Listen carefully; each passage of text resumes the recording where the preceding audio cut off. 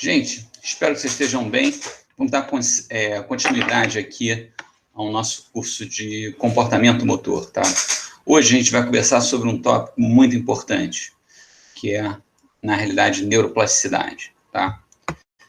Fiquem comigo, me acompanhem para a gente poder ter uma boa noção, né, do que seria, na realidade, neuroplasticidade, tá?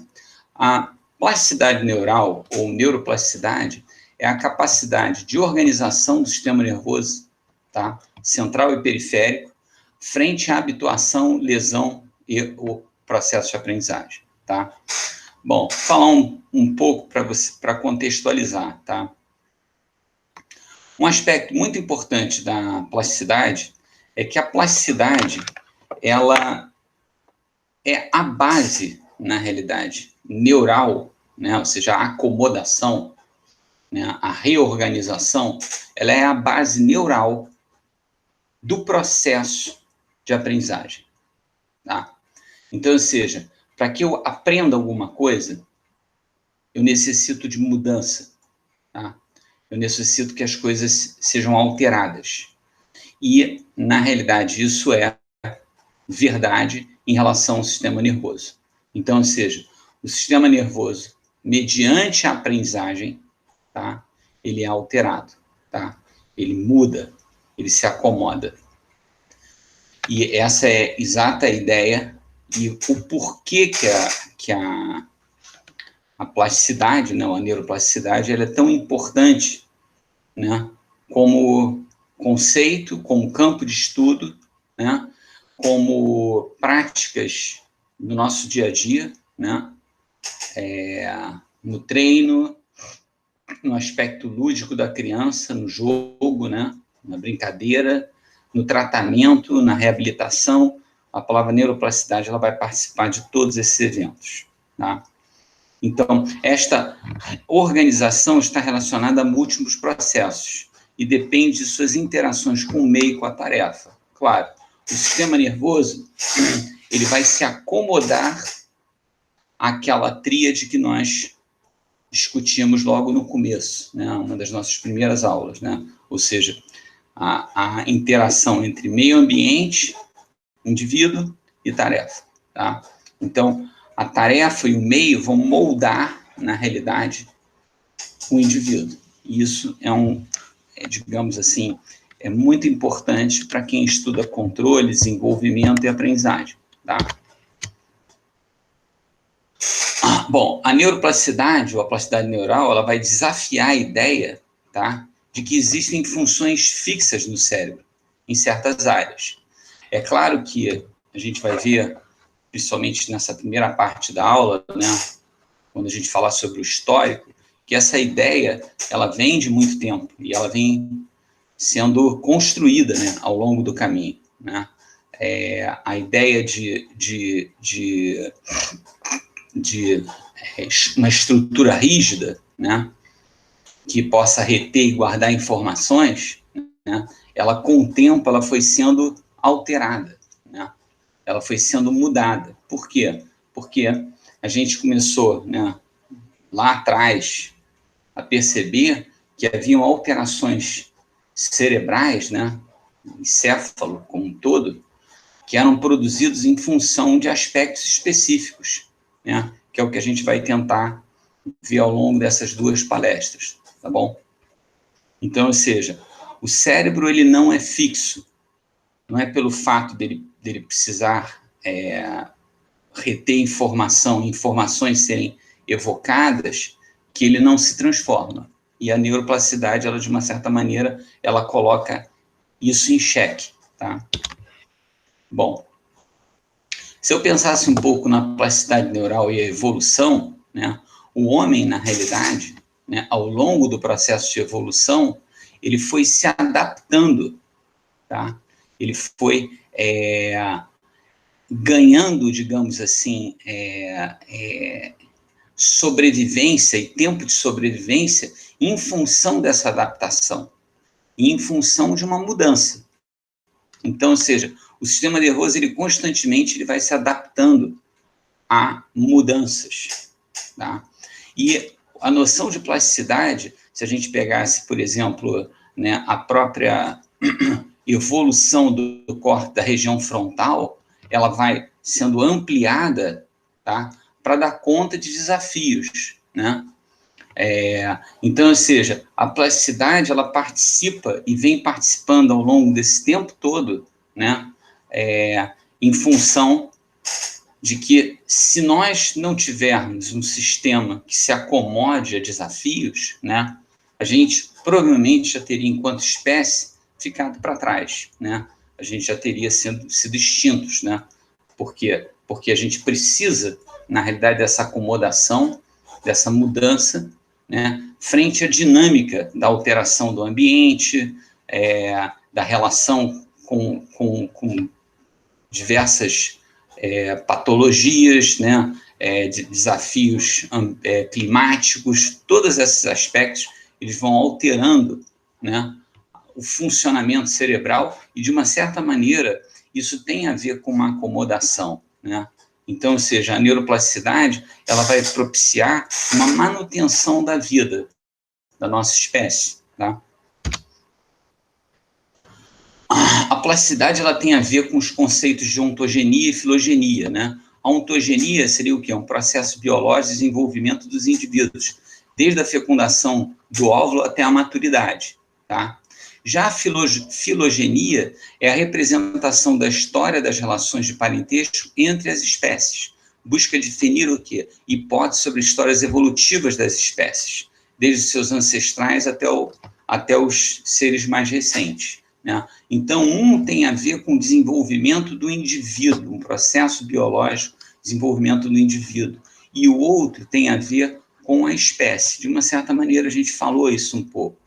E a plasticidade, ela vai mexer nesses dois conceitos, ou seja, a acomodação, a reorganização do sistema nervoso, ela passa e ela, na realidade, espelha esses dois aspectos importantes, né? Aspectos ontogênicos e aspectos filogênicos, tá?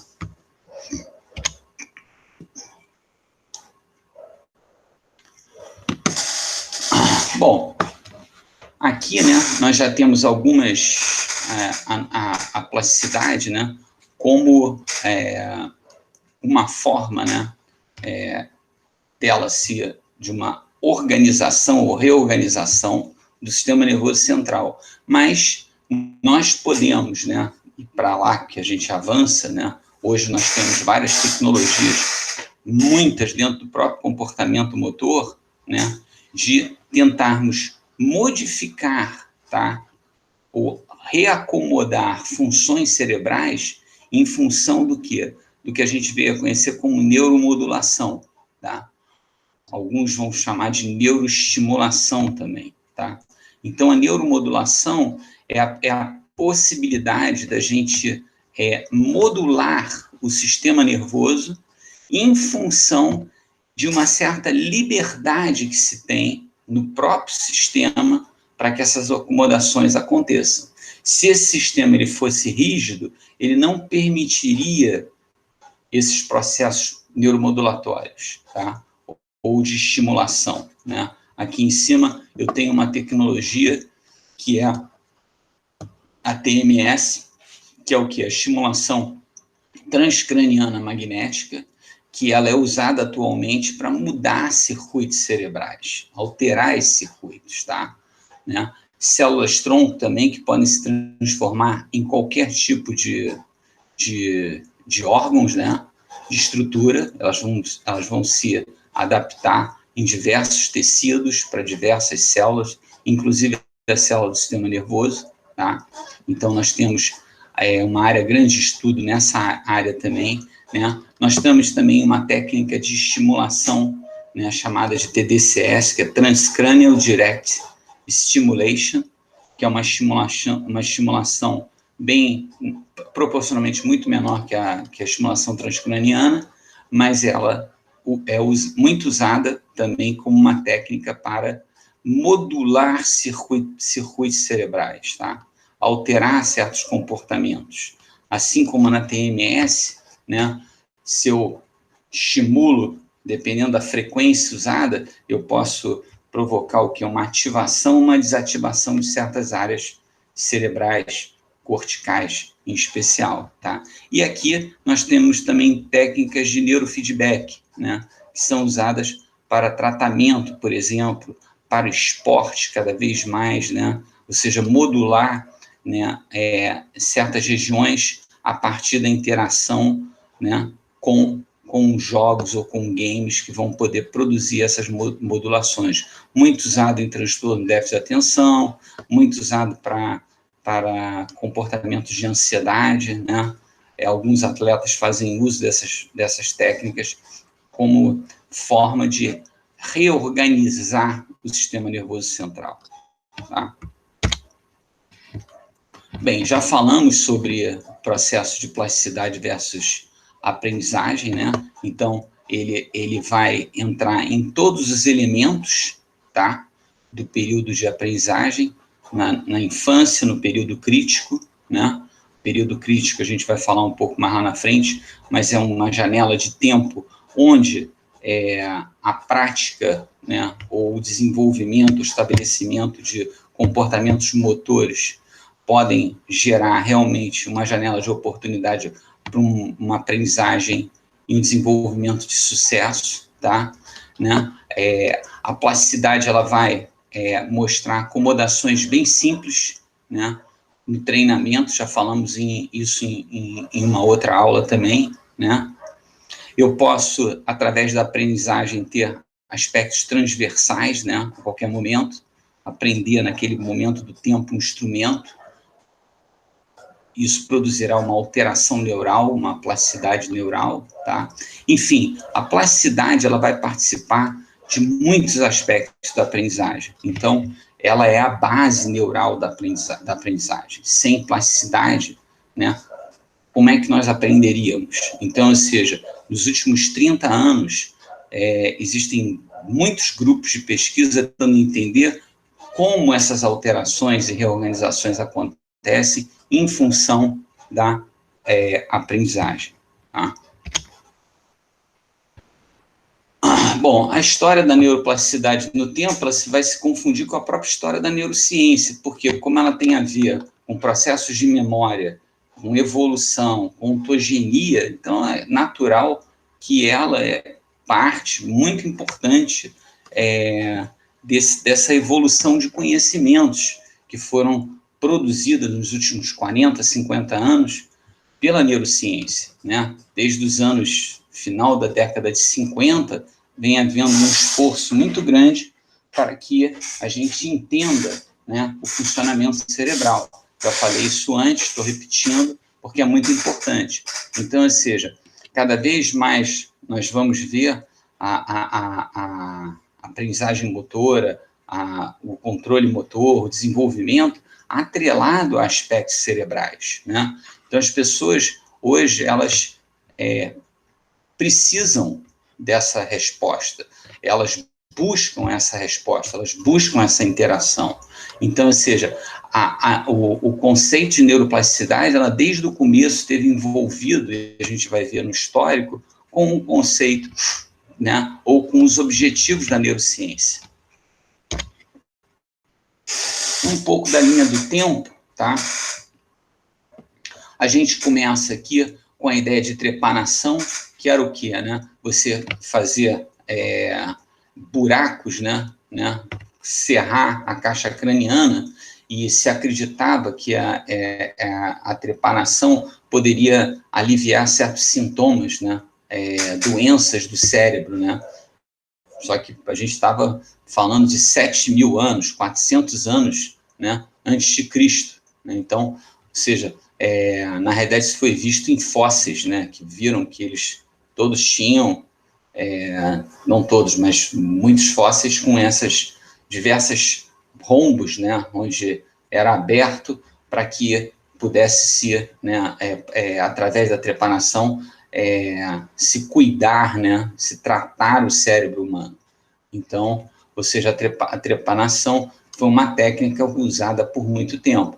Claro, hoje, a gente, quando pensa em trepanação, né, numa cirurgia, você vai abrir a caixa craniana do sujeito com uma intenção, né, digamos, metodológica, cirúrgica, bem precisa para fazer isso, não como será feito ou com o que se advogava há 7.000 anos atrás, tá?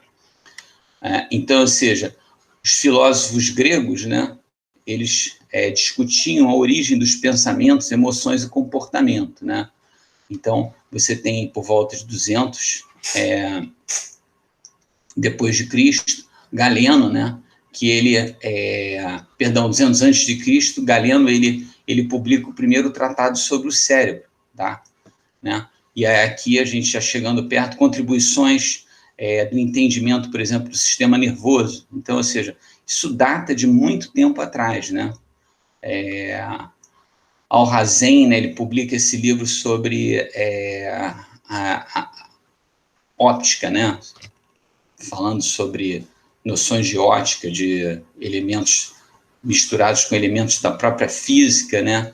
E do próprio sistema visual, né? Enfim, chegamos no Renascimento, tá? E a partir daí, né, a gente começa a ver várias empreitadas na ideia de se construir, né, ou de se explicar, ou de se desenhar o sistema nervoso e o corpo humano, né, através de imagens, de figuras, né? Então, o próprio Da Vinci foi um desses que tentou, né, desenhar estruturas cerebrais, corporais, né? Isso tudo foi evoluindo de uma maneira lenta, mas progressiva, até chegarmos a Descartes, né, quando ele toca na ideia do dualismo, corpo e ânima, né? Ou seja, a questão da matéria, né, sobre a alma, né? E essa discussão ela permeou muito tempo, né? Até por volta de 1791, e de uma certa maneira ela nunca foi abandonada de vez, né? A gente continua ainda vivendo épocas onde a gente, quando não temos resultados comprobatórios da própria ciência, a gente vive de uma certa maneira um pouco desse dualismo, né, entre uma coisa e outra, né? E aí, por volta de 1791, o Galvani, ele consegue, na realidade, demonstrar, inicialmente, os primeiros sinais de eletricidade no sistema nervoso. Isso foi muito importante. Por quê? Porque várias técnicas, a própria eletrocefalografia, ela surge dessa ideia, tá? E por volta de 1808, né, o Gall, ele sugere essa hipótese de regionalização, né, das funções mentais, né? E funda essa pseudociência chamada de frenologia, né? Os frenologistas vieram daí, né? Ou seja, a partir das conformações ou coevoluções da caixa craniana, você faria interpretações sobre diversas coisas, tá? Então, havia uma ideia de se regionalizar as funções, tá? Então, elas estavam separadas. Darwin, por volta de 1859, publica, né, A Origem das Espécies e a sua teoria evolutiva, né, ou seja, de como nós sobrevivemos. Um pouco que a gente estava falando lá atrás sobre evolução, né? Então, como o ser humano, enquanto espécie, ele vai sobreviver, né? E ali acontecem muitas coisas importantes a partir do Darwin, né? Por volta de 1861, tá? Paul Broca e Carl Wernicke, né, eles discutem as áreas cerebrais responsáveis pela fala, pela produção da fala, pelo entendimento da fala, né? Áreas são localizadas a partir desses dois pesquisadores, né? Mas já entrando numa era um pouco mais, digamos assim, final do século XIX, né? Então, ou seja, as coisas já estavam um pouco mais organizadas, né? Em 1891, Valdeir, ele cunha pela primeira vez o termo neurônio, tá? E ele na realidade, consegue publicar isso no jornal alemão, William von Walder. Isso foi muito importante, né? Ou seja, você estabelecer, digamos, essa célula, a célula nervosa, tá?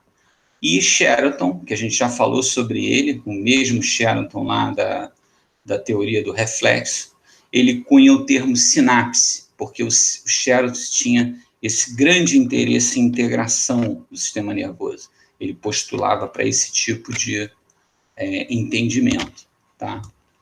Bom, por volta de 1903, Pavlov faz os experimentos clássicos já relacionando ao condicionamento clássico, né? Ele estuda, né, cachorros que salivavam quando eram apresentados estímulos diferentes, né? Isso tem tudo a ver com uma das próximas aulas que a gente vai ter quando falarmos sobre memória implícita. Vocês vão ver a participação do condicionamento, tá? Ramon e Cajal, na realidade, né? E aí aqui tem um divisor de águas, né? Porque o Cajal, ele consegue descrever no começo do século XX, né? Já os desenhos de neurônios e como eles, na realidade, se estruturavam. E o Cajal, ele teve uma participação muito importante, porque, de uma certa maneira, o Cajal, como tinha um prestígio muito grande, ele não aceitava muito essa ideia de acomodação do sistema nervoso. Então, ele usava, ele pensava de uma maneira muito lógica, né, que se o sistema nervoso ele guardava informações, ele precisaria de estabilidade e não reorganização constantemente. Então, ou seja, ele, de uma certa maneira, apesar de toda a contribuição que ele dá, ele atrasa, de um certo modo, a implementação da ideia de plasticidade, tá? O Thoma, Edward C. Thoma, em 1930, tá? Ele consegue, né, digamos assim, investigar, né, através de labirintos, né, o comportamento de ratos, sistema de memória. Então ele foi muito importante, né? E ainda com a noção de black box, a caixa preta, assim, ninguém sabia realmente o que ocorria lá dentro, tá? Em 1936, Otto Loewy, ele fala sobre os sinalizadores químicos, né? Muito importante isso, porque como, né, os neurônios eles vão se comunicar, né, transferir informação, né, e começa a se olhar mais de perto processos de sinapse e fenda sináptica e coisas que a gente até hoje discute, estuda e faz experimentos sobre isso. Então, isso foi mais ou menos por volta da metade da década de 30. Em 40, aparece o Skinner, ainda dentro da linha de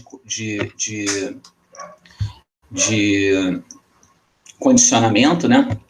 Que propõe a ideia do condicionamento operante, que ele tem uma profunda influência no campo de memória, né? E a gente vai ver isso lá na frente, e ele, na realidade, coloca, assim, o campo da plasticidade, né? E a modelagem, na realidade, do ser humano. Mas, de uma certa maneira, quando ele modela o ser humano, ele está modelando o cérebro do indivíduo, tá? Em 49, já quase ali, já no pós-guerra, o Webb, né, ele sugere o quê? Que os neurônios eles formavam redes, e essas redes se comunicavam. E a partir do processo de aprendizagem, essa interação entre essas redes, elas se acoplavam, tá? Bom, por volta de 63, Rodin e Huxley, eles falam e descobrem várias coisas sobre comunicação neuronal, a parte eletroquímica, né? Ou seja, ali da combinação entre os sinais, né, químicos e os sinais elétricos para o tráfego da informação. Em 67, Nissel, né, escreve o livro Psicologia Cognitiva, que ele vai servir, né, a partir de 67, a Sociedade de Neurociência é fundada em 68, mas ele vai ser a base da ciência cognitiva, ou da neurociência cognitiva, tá? E aí aqui, 68 e 69, a fundação da Sociedade para a Neurociência nos Estados Unidos, que existe até hoje, muito forte, mais de, sei lá, 100 mil, 200, 120 mil membros, né? Riquíssima, e que gera um encontro anual nos Estados Unidos, ou em San Diego, ou em Washington, ou em Nova Orleans, sempre um dos 3 lugares. 74, a primeira imagem de ressonância magnética, realizada ainda em Camundongos. Em 81, Olcott recebe o Prêmio Nobel por suas contribuições sobre funções cerebrais, Roger Olcott, tá? E em 90, o George Bush declara a década do século, né? E aí, ou seja, eu tenho uma trajetória aqui até bem pouco tempo, até 1920, 20 anos atrás, né, um pouco mais, do que acontece com a neurociência, né? E por que ela se mistura de uma forma tão elementar, né? E a gente vai ver que o conceito de plasticidade, então, ele está espalhado em vários desses autores, do Webb, da neurociência cognitiva, do Nisser, né, do Skinner, através do condicionamento operante, do Pavlov, né, do próprio Ramon e Cajal, ou seja, é uma história que está dentro da outra. Por quê? Porque a análise final, né, que a gente precisa é do quê? É de que a gente chegue com técnicas, a partir do entendimento do sistema nervoso, que a gente possa modular o sistema nervoso. Para o bem, né, com certeza, por causa de patologias, de doenças, né, uma melhora muito grande em treinamentos que poderiam gerar essa situação, tá? Enfim, né? Aqui eu vou pegar alguns pontos, né? No Brasil, nós temos o Roberto Lente, muito importante, da Universidade Federal do Rio de Janeiro, onde ele determina, né, o número de neurônios no encéfalo, né? Tem um trabalho muito importante na área de neurociência, um pioneiro, e talvez um dos maiores pesquisadores que o Brasil tenha nesse campo. Né? Um pouco antes, o Eric Kandel, com as ideias sobre memória, tá? Muito importante, a gente vai falar sobre ele lá na frente, quando falarmos de memória, tá? Algumas técnicas como a optogenética, desenvolvida por Karl Desiroff, muito interessante também, você pode controlar através de técnicas de luz, ligar e desligar neurônio, né? O projeto cérebro humano, né? Ou seja, de como nós podemos ampliar, né, a noção de imagens e o entendimento do sistema nervoso central, tá? A noção de engrama, que é uma palavra antiga, que caiu em desgraça, né?